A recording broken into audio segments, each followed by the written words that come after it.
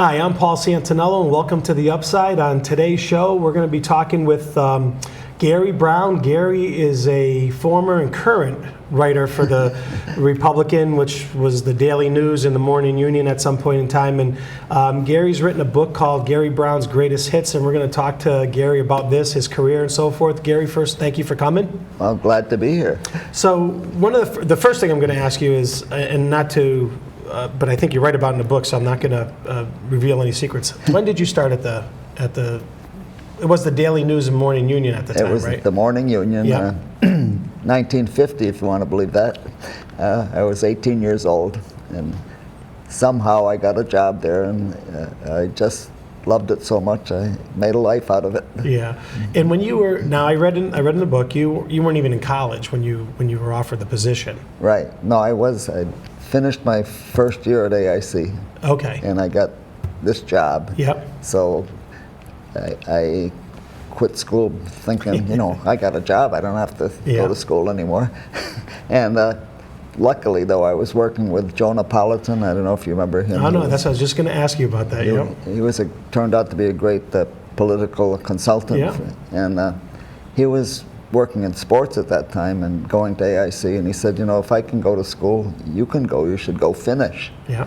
So I went back a year later, and luckily, because I went back, I sat next to my future wife in 3 classes, and we were married eventually. And Joe Napolitan actually changed my life, really. Yeah, literally, in more ways than one, right?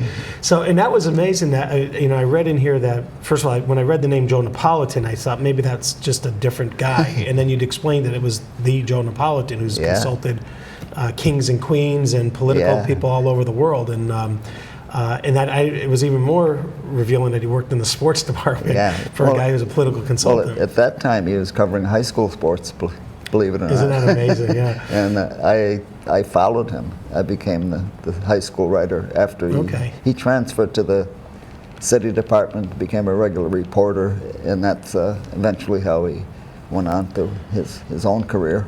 Okay, and you touched on this, that if it wasn't for that, you wouldn't have went to school again, and you happened to sit next to this young girl who you thought was pretty stuck on you because of your clothing style, right? No, I thought that if she can be stuck on me in spite of my clothes, in spite of it, she must be all right, Yeah, and I would encourage you to get this book, and we'll talk about that later where you can get it, but because you have to read what Gary's clothing style was at the time, and it wouldn't even fit in today's world either, so that's okay. When you first started, there's a lot of stories in here about covering local sports. Everything from Pee-wee baseball on up to the pros and stuff. Yeah. And, obviously, today guys are blogging more than they're writing about columns, than there are columns and such. But to me, it's the golden era, more or less, of newspapers when people look forward. I used to deliver the Daily News, and then later on in life, I delivered when I was in high school, the Morning Union, so I could go to school and play sports afterwards and stuff. But people look forward to that newspaper, and if you were, God forbid, half an hour late with your paper and they couldn't read it after dinner, my parents got a phone call, asking where I was, and typically we'd be playing sports somewhere, but it's really changed. I mean, obviously there's no more, morning and evening paper. There's one paper, but a lot of that local ambiance is gone, right? I mean, of reporting on you used to put in box scores of some of the games. I remember playing Little League games where we were in the playoffs and our box scores were in it. Sure. Yeah. Well, the newspaper business has just changed so much that you have to accept the way it is now. And I'm like a dinosaur because I remember how it used to be. Yeah. Yeah. Now, one of the other stories in here that you wrote about, I read that and I had to read it again, was about Yaz and the children of who only knew the Red Sox with Yaz. Yeah. And I was one of them. Uh-huh. Okay, because I used to, the legend was that I was a right-handed batter until I saw the '67 Sox, and I'm a lefty in baseball. Okay, batting anyway. But talk about that, because it was an interesting piece, and like I said, I had to reread it again because I said that was where I was when you wrote that article. Yeah, well, that was funny how that worked out.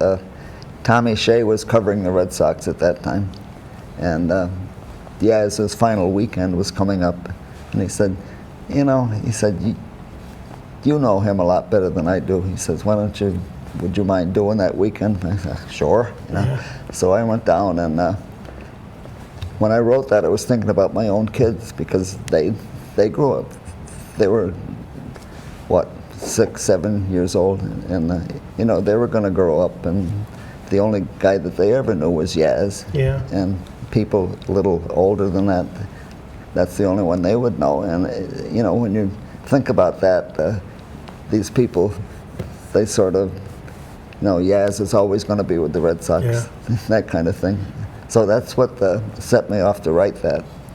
And it turned out it made the best sports stories of 1983. I was shocked to hear that one, but Yeah. it really, it's one of my favorite pieces, really.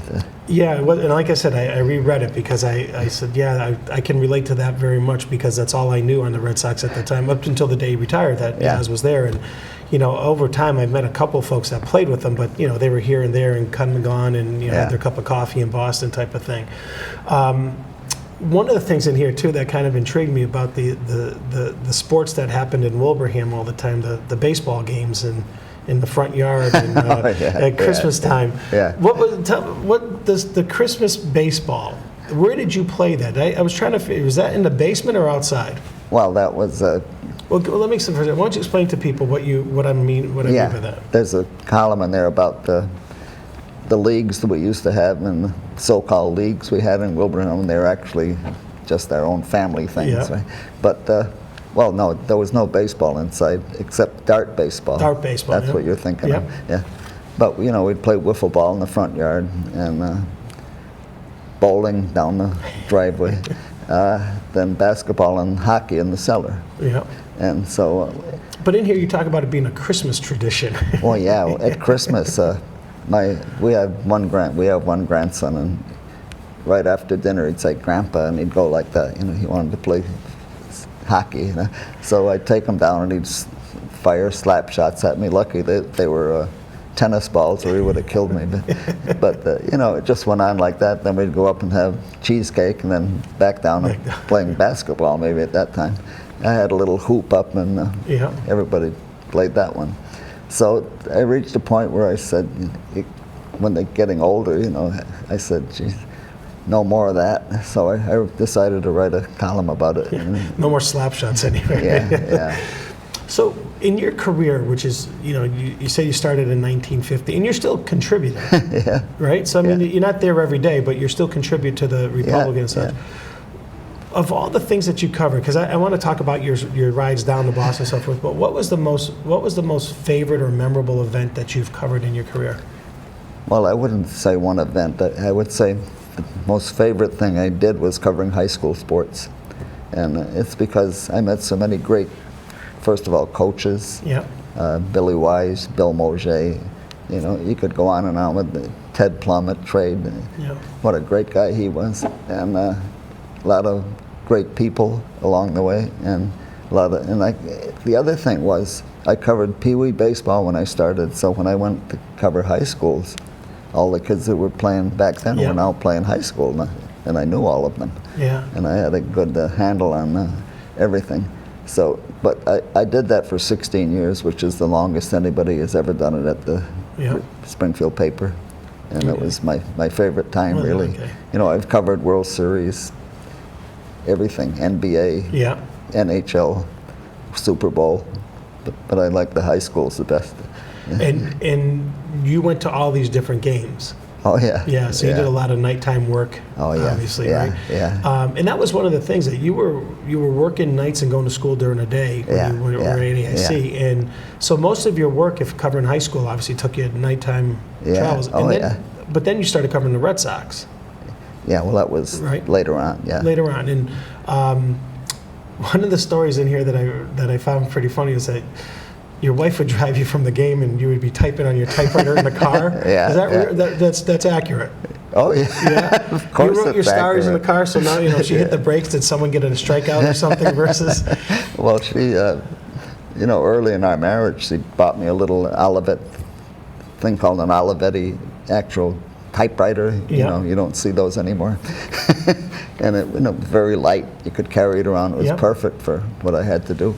And we'd go to a game on Sunday, and she'd drive home, and by the time we got home, my story would be finished. Wow. Yeah. So, And that was at the time where you did you have to hand in the actual paper, or were you calling it in? well, in that Or case, both. I would drive back Yeah. and I could hand it in. You could because hand it in. But, you know, some stories had to be dictated over the telephone. How long would that take you when you know, after a ball game, how long would it take to dictate a story? First you had to write it, Yeah. and then you had to dictate it, right? Yeah. Well, you know, it would be an hour tops. You could write it in half an hour and dictate it. And dictate it back. Yeah. And I remember I had a boxing match that I ran one time, and I remember we talked about Carlo Emilio in there, and he had to go in a thing and plug his little machine in or whatever and type Yeah. it and send it in. Yeah. And that was obviously a little bit, he could type it and send it in, but he was on the phone still making sure that it came through okay and all that stuff. So you still had to follow up even though you mail Yeah. today, and now you email it in. Well, there was another part of that. Sometimes we'd use Western Union, and with that, you never knew. Was it there or wasn't it there? You know, you couldn't tell. You'd have to call up and say, "Did you get my story?" You know, and hope they So did. you would go to a Western Union, Well, no. or was there if- one at the park? Well, if you had a major event, there would be Western Union Okay. operators there. But there was one time I covered Pittsfield Legion team, 1957, way back there. They played in a little place called Elton, Maryland. I don't know why they had it. This was a national tournament Okay. in this little town. I mean, it had a skin diamond. It was a terrible place. But, and, you know, I'm covering the tournament, and we have to get the story in, and there's no Western Union anywhere. So we had to, luckily I had a friend of mine, Paul Donahue, who said, "I'll go with you. I love Legion baseball." So he drove, and luckily because he was there, he drove me to Wilmington, Delaware from Elton to Maryland after every game. And by the time we'd get there, my story would be done too. Yeah. And we'd hand it into the Western Union.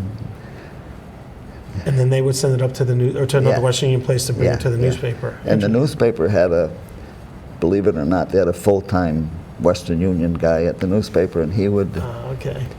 he would listen to the Morse code and Yeah. type the story. Oh, really? It's amazing. And he was really good. The guy was great. So he's getting the message. He's getting your story in Morse code. Yeah, And yeah, yeah. retyping it. Wow, that's amazing.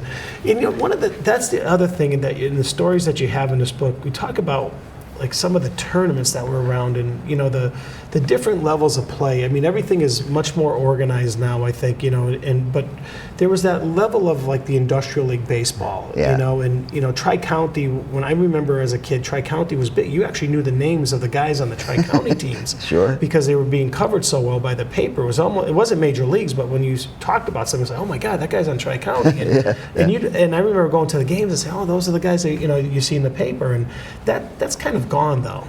Yeah, In a way, well, right? it's what we were talking about before. The business has just changed so much, you know. It's not covered the same way. Yeah, I mean, I know Tri-County's still around in a form, Yeah, but it's not yeah. really quite the same as. It doesn't get the same coverage, like you said, of it. But those were big events at the time. I mean, you could have a Tri-County game. I remember at the grandstand at Forest Park, drawing some people to it. Maybe not minor league level, but Yeah. you know, good amount of people going to a game because A, it was entertainment, and B, it was being written about. So Yeah. you got to follow. I mean, you know, you could pick a favorite team. Yeah. You know. But, you know, I mentioned how high school was my favorite. An adjunct to that was American Legion baseball because all the high school kids played that all Yeah. summer. So I loved covering that as well. And you talk about crowds. I mean, Chicopee in 1961, when they won the state baseball championship, there were 6,000 people at Zott Park Wow. for the final game. For a final game for that, yeah. You won't find too much of that for No. not for baseball nowadays. Yeah, I remember we played in a daily news tournament. We were in the semifinals in 10-12 baseball at what's now was Quinfield, and you know we probably had about 200-300 people there Yeah. for a game, which was amazing for that level. And I wasn't one of the starters on that team at that point, but. There's a lot of story. You know, one of the things I found interesting in here too is that your coverage. Now, when some of these stories that you wrote about with the little league teams, because there's a story about a Pee Wee team that Romeo Sears started the league, and on that team was our current sheriff, Mike Ash. Are those in here, or did you have to go look those up? No, it's all here. All there. So you're that kind of person that you can tell me, if I gave you a date, you can tell me what ballpark you were probably at, as opposed to what happened in the world or something. Yeah. Well, so those stories are still, because of what your coverage of way back when, you have those in your head, and because it reads like that. Yeah, it reads like we're talking now, that it's a conversation as opposed to something that was taken from the archives and just replanted. Well, yes, and the reason this book came about was a friend of mine, Richard Anderson, who wrote a book about the post-21 American Legion team in 1934 that went to Gastonia, and he said, you have a lot of good stuff, you should put it together. And I said, well, I have no idea how to do that. And he said, well, the stuff you write doesn't have to be in a certain format, because everything is different. Yep. He said, you can go from one to another, it doesn't matter. So I threw together 107 pieces, and there were still some that I wish I could have put in that I left out because I thought it was too much. And then I turned it over to this great guy in Amherst who's a publisher, and he made a book out of it. You say I wrote a book. No, I didn't write a book. I just put everything together that I had already written. Well, you laid the foundation over 50 years, 60 years of journalism, so you did write a book. It just, and you could have probably wrote a greatest hits number 2 and 3 and so forth if you wanted to. I want you to talk about the American Legion post-21 team that you just mentioned, because I think that's it obviously a forgotten story for a long time. But I want you to tell folks about that story, and it is meaningful in a lot of different ways. Yes, there were actually 2 stories in the book about that. Yep. Well, what happened in 1934 was they went down to, they were Northeast champs, and they went to the Eastern tournament in Gastonia, North Carolina, and the winner there would play in the National World Series. And they got there and found out that their one black player, Bunny Talaferro, not only couldn't play, he couldn't stay in the hotel, he couldn't attend the banquet that they were supposed to go to, and he would have to be placed somewhere out of town while the tournament was going on. He wouldn't be allowed. And they did go to one practice, and Bunny went with them, and he hit a few balls over the left field wall, and that only incensed the crowd even more. They didn't want him around. And I remember Franny Luce, who was the first baseman on that team, told me that they were walking back to the hotel, and he said somebody came up behind him and said, "You're going to get the same thing that he's going to get." Yeah. And there were a couple of, some really... Yeah, and it wasn't congratulations either. Really scary threats. Yeah. And so... And these are kids. Yeah, they're high school kids. They're 15 and 16 years old. And one of the other kids told me, when I interviewed Lou Grondalski, who was the right fielder on that team, he said, we walked up to the hotel, and the sign on the hotel said, I hope I can say this, no dogs or niggers allowed. Oh, jeez. And he said, I saw that sign, and I thought we shouldn't even be here, And so after they found out that there was no way that Bunny was going to play, the coach said that he called everybody together, and he said, what are we going to do? We can probably win this tournament without Bunny, or we can not play because we want to stick with Bunny. What do you want to do? And it was unanimous. They said, let's go home. Yep. That was the decision. But when they got here, there was a crowd of welcoming them like they had won the tournament, But as Judge Keys, who was he was a backup infielder on that team, Danny Keys, he said that people think what a great thing it was, but he said it was really the only thing to do, not just the right thing. It was the only thing to do. But when you think about, 15 and 16-year-old kids taking a stand like that at a time like that, in the middle of the 1930s, in the segregated South, it's an amazing story, really. But in the welcome reception when I got back to Springfield, like you said, it was almost like it was a hero's welcome in a way. Yeah. And years later, though, there's actually a plaque dedicated to that team in Forest Park. Well, that's the second part of the story. For some reason, that story sort of almost got forgotten in Springfield. Yep. And there was a great guy, Dr. Martin Murray, who was a tremendous athlete at Cathedral and Holy Cross himself. And he was older than these kids, and he knew all about that team, and he watched them play and all that. And he called Billy Sullivan, the former mayor of Springfield, and he said, we got to do something to honor this team, or the Springfield is going to forget about them. We can't let that happen. Mm-hmm. So he organized a little fund drive, and they put together a nice monument and dedicated it. It didn't happen until 2003. Yeah. 10 more years and nobody would have remembered anything, right? Yeah. So, but they, the two of them are the basic reason why that story came back.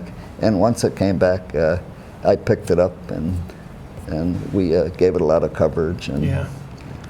And they try to petition to the Legions, the organization, to get this team over to the national championship because they thought they deserved a shot the way they were treated, and that went nowhere either. No, and then actually the National Legion doesn't even want to know about this story. Yeah. I think if you looked at the records in Indianapolis, the headquarters, it doesn't even say that Springfield played in Gastonia. Oh, wow. And these are, like I said, these were kids, but not only were they kids, they're kids from different teams. This wasn't, sometimes a Legion can be made up of, a Legion team can be made up primarily of from one particular school, for example, but they had kids from all over, including West Side, so it wasn't just a Springfield team either. Right. But they all came together for this, to make that decision. And like you said, the coach said that they probably could have won it without him, but Bunny Talaferro was their best player. He really was, yeah. And, but as Judge Key said, if the bat boy had been black and they told him he couldn't be there, we would have come home too. Yeah, pretty tough stance for young kids to make a decision like that, And, I really think that would make a great movie if somebody knew how to write a script for it, which I don't. But Well, first the book, then we'll work on the movie script after. Yeah. And then one of the favorite columns, and I'm sure the majority of people who watch this will agree, is one of my favorite columns that you've ever done is Hitting to All Fields. And I don't know, because maybe it was easy to read and you didn't have to have a long attention span like me. Yeah, right. But what started that? And I mean, some of these things, it's, I read the first one was in 1973. Imagine that. But it was one of the things that I look forward to reading when it came out, reading the sports section, looking for it, and I would, that was one of my favorite things to read, because just my biggest kick I got was your all-time favorite sports names and how you came about that. But what brought about Hitting to All Fields? Well, I was in the 70s. I was sports editor at the Morning Union. But I wanted to write a couple of columns a week just to keep my hand in as a writer. Yeah. And so I'm there one night. I need a column, but I have nothing to write about, Yeah. So I hit upon this idea of there's a guy in New York named Jimmy Cannon who used to write a column called Nobody Asked Me But, and he would do it was mostly not about sports, but a lot of different opinions. So I sort of based it on that kind of format, but then I made it all sports, and I just turned one out that night, and it came out pretty well. Yeah. And I even got a couple letters about it. So I decided, why don't I do this every week? Yep. And who can imagine? I never thought about it that I would be still doing it now. Yeah. My God. Well, my favorite thing is, I told you, your first one is the very first mention, and your first one is a guy, a friend of mine we've had on the show, Fran Tarkenton, and you were wondering if he was going to march through Georgia when they played the Falcons. They got creamed. Yeah. So, and I'm going to send that to him just so he sees that from this book. I'm going to send it to him. But you also have something called Ye Old Handicapper, Oh yeah, and your track record is phenomenal. phenomenally bad. Phenomenally bad, but it's still phenomenal. Yeah. And you've gotten some of your more positive feedback, or you've gotten, let's just say positive, more feedback probably on your handicapping, I would imagine, or maybe it's the Labrador stories. The dog is number one. Dog's And, number one, yeah. I get more people asking me about the dog than, I could write about the Red Sox or anything. Yeah. All they want to know is, how's the dog doing? I see people at the supermarket, and that's what they talk about. Yeah. And but you talked about Ye Old Handicapper. I got an email one time from a guy who's a lawyer in Springfield, by the way. He played baseball at Williams College. A very smart guy, good athlete, and he follows horses. And one week I picked Zenyatta. Remember, Zenyatta was 19-0. Yeah. And going into her last, she was going to run one more race in the Breeders' Cup, and that would be it. And she lost by like that much. And of course, I picked her to win. But everybody picked her to win, I think. And so I get this email from his name is Ron Kidd, by the way. I might as well get his name out there. Yeah. But he's from West Springfield, and he played at Williams, and he had an email. The subject said "Only You," and I saw that, and I said, "Oh, this must be about the Platters, that song I love, Only You." Yeah. And the email said, "Only you can take an undefeated horse and turn her into an also-ran." So that's the kind of mail I get from the handicapper. And I had one little old lady ask me one time, "Is the Ye Old Handicapper, is that about golf?" I said, "Maybe it should be." So in here you talk about some interviews, and there's a couple that you touched on. One of them, Bobby Doerr. Oh yeah. Okay, because you were going to replace him, right, at second base. That's the story. But how was that? What was the feeling of first, you see Bobby Doerr as a kid playing, and then you get to meet him. What was it like for you? That's an awesome feeling. You can't really explain it, because when you're a little kid and you love a ball player, you just really look up to him. You know what that's like. Yeah. And then when you actually get to meet him, it's almost like you're afraid to approach him. But I finally got up the nerve. Yeah. And he was really. First of all, let me go backward. How old were you at the time to get up the nerve? How old were you? About? Let's see. He was he was coaching the Red Sox in 1967. He was first base coach, and that's how I got to meet him. Okay. I had never met him, and.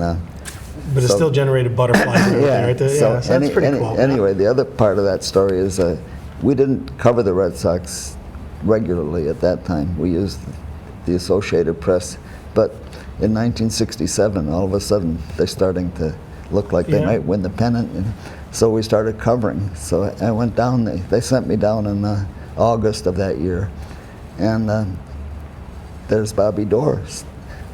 So it took me maybe 5 or 6 games before I got up the nerve to approach him.